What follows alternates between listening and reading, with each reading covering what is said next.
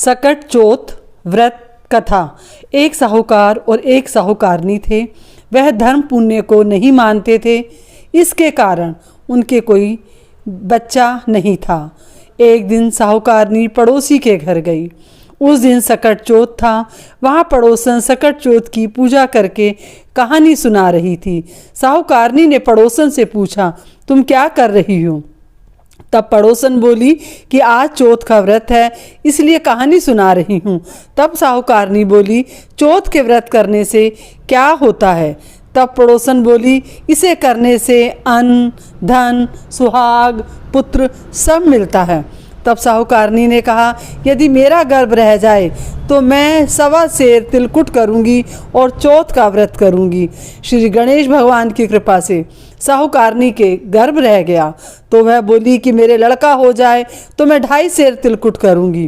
कुछ दिन बाद उसके लड़का हो गया तो वह बोली कि हे चौथ भगवान, मेरे बेटे का विवाह हो जाएगा तो 5.25 सेर का तिलकुट करूँगी। कुछ वर्षों के बाद उसके बेटे का विवाह हो गया और उसका बेटा विवाह करने चला गया, लेकिन उस साहूकारनी ने तिलकुट नहीं किया। इस कारण से चौथ देव क्रोधित हो गए और उन्होंने फेरों से उसके बेटे को उठाकर पीपल के पेड़ पर बिठा दिया। सभी वर को खोजने लगे पर वो नहीं मिला। हताश होकर सारे लोग अपने अपने घर को वापस चले गए। इधर जिस लड़की से साहूकारनी के लड़के का विवाह होने वाला था, वह अपनी सहेलियों के साथ गणगौर पूजने के लिए जंगल में दूब लेने गई। तभी रास्ते में पीपल के पेड़ से आवाज आई, ओ मेरी अर्ध बिहाई। यह बात सुनकर जब लड़की घर आई, उसके बाद वह धीरे धीरे सूख कर काटा होने लगी। एक दिन लड़की की माँ ने पूछा, मैं तुझे अच्छा खिलाती हूँ, अच्छा पहनाती हूँ, फिर भी तू सूखती जा रही है, ऐसा क्यों? तब लड़की अपनी माँ से बोली कि वह जब भी दूब लेने जंगल जाती है तो पीपल के पेड़ से एक आदमी बोलता है कि ओ मेरी अर्ध बिहाई। उसने मेहंदी लगा रखी है और सेहरा भी बांध रखा है।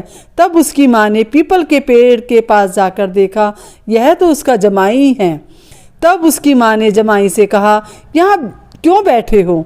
मेरी बेटी तो अर्ध बिहाई कर दी, और अब क्या लोगे? साहूकारनी का बेटा बोला, मेरी माँ ने चौथ का तिलकुट बोला था लेकिन नहीं किया, इसीलिए चौथ माता ने नाराज होकर यहाँ बिठा दिया।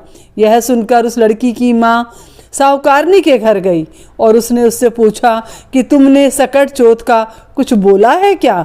तब साहूकारनी बोली, हाँ तिलकुट बोला था। उसके बाद साहूकारनी बोली, मेरा बेटा घर आ जाए तो 2.5 मन का तिलकुट करूंगी।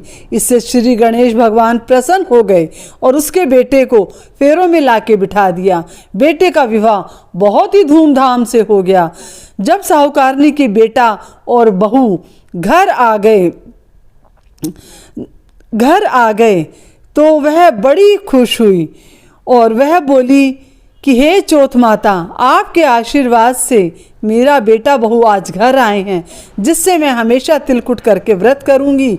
इसके बाद सारे नगरवासियों ने तिलकुट के साथ सकट व्रत करना प्रारंभ कर दिया। हे सकट चौथ, जिस तरह साहूकारनी को बेटे बहू से मिलवाया, वैसे ही हम सबको भी मिलवाना।